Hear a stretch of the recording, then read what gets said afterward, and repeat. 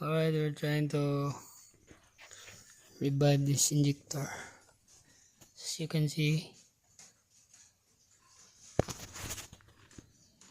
injector hole is big. Look at that.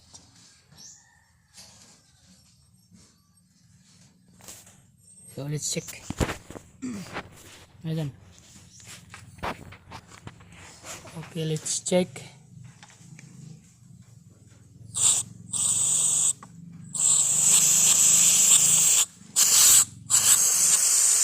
So there's a hole here.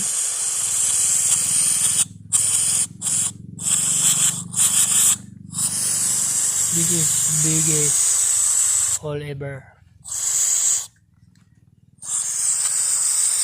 Look at that hole. My eyes are carbon. So let's replace this nozzle. Check kung pareho ni. DLE NPDLE 144PN309. So the number of this Isuzu D-Max 2007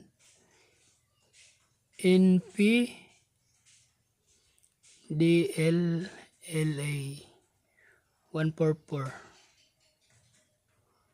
PN 309.